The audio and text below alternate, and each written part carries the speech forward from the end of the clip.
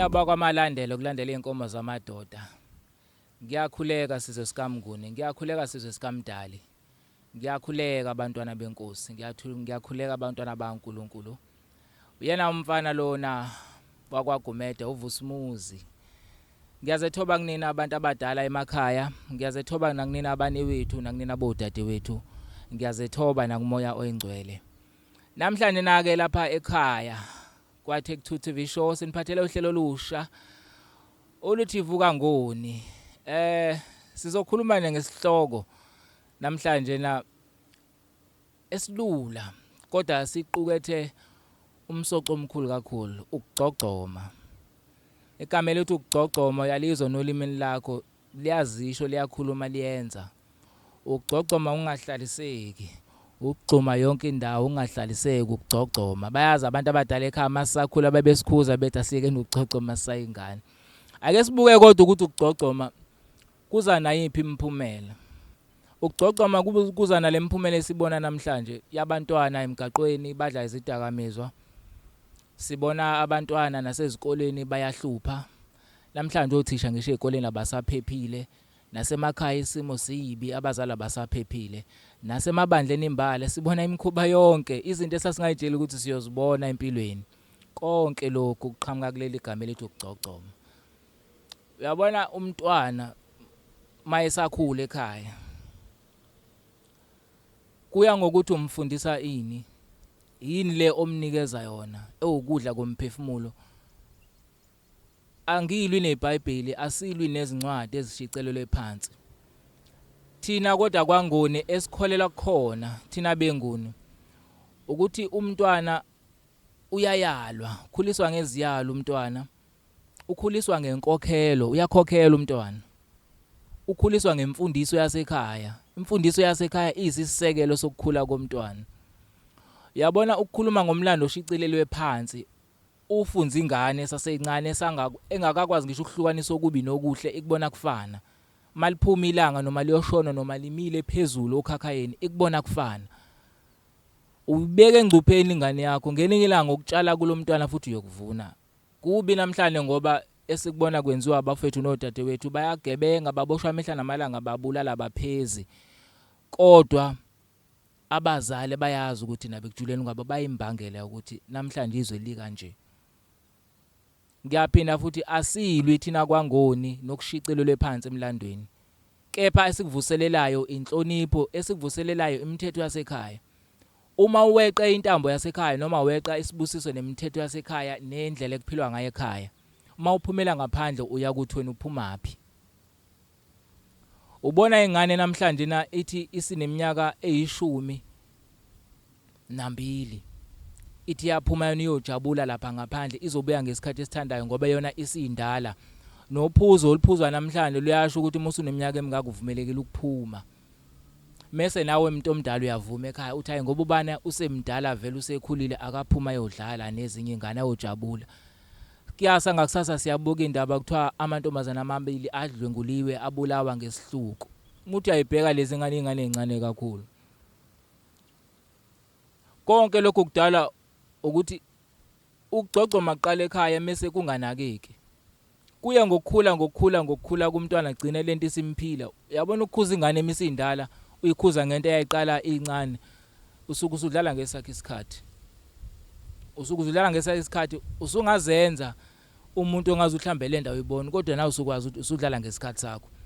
Kuthi ugotsha usemanzi naye siyoke sibe nesihloko ngalowo mazwi lawo. Makuthi ugotsha usemanzi izinto eziningi uziqala la ingane isancane khona. Uyifundisa ukubaleka kwekhaya. Uyifundisa ukuthi uyazi mntanami mawula egcekeni uphephile.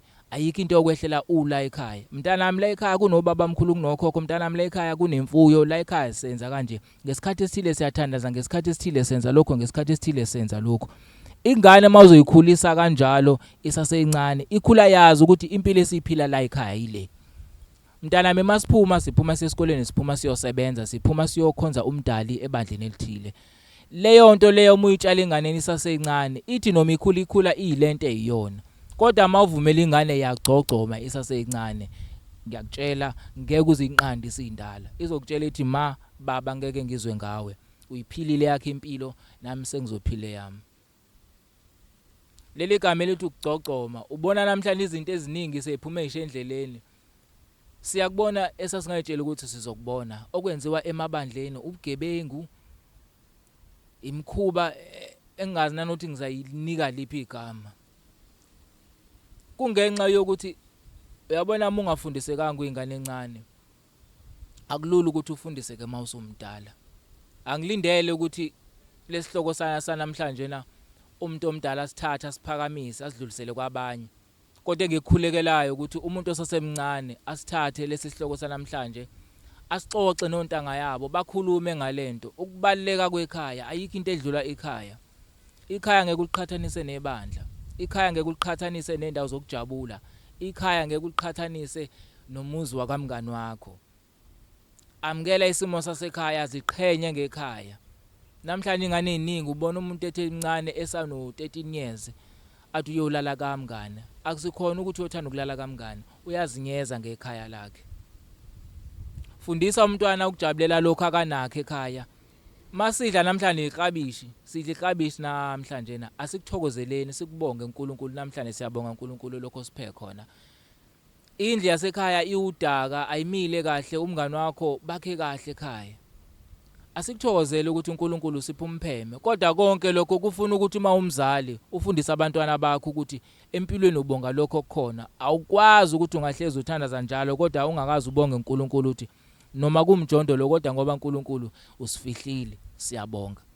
Leyo ngane yokwazi ukufunda ukuthi ekhaya sibonga lokho esinakho, lokho esingenakho sike sikhulekele. Lokho kwenza ukuthi ingane ingaqhathanisi izinto. Ngoba thina siyakhula, siyaqhathanisa, kuyazenzakalela futhi. Into eyenza ukuthi kuzenzakalele ingoba indlela esigcogcoma ngayo akekho sinqandayo, akekho futhi osilandayo ukuthi buya mntanami izala. Lokho okwakubo kamngani wakho, thina lapha ekhaya sina lokho. Asisifundise ukujabula ngalokho. Injabulo iqala ekhaya, ngeke uziqale ngaphandle. Umzali kumele ube yiciko. Azi ukuthi yazi la ekhaya njengoba kukanje umntanami ngiyambona ukuthi abangani bakhe bakhule kanje emakhaya. Yini kambe engayenzela abantwana bami ukuthi bajabule ngekhaya, bayizwe imfudumalo yasekhaya, bangazinyezi ngekhaya, bangazinyezi nangawe mzali. Khona abantwana othola ukuthi yazi uma wakhe kodwa engakuphika ngisho nabangani bakhe isihlobo lesiya. Akuphike. Zikhona ingane ezibaphikayo. Kunezingane ezithi mina ngake ngabhekana nalesa simo kubangani bami. Ukhona omunye umngane esali sesikoleni kwathiwa asibize nabazali. Khona ongambizanga.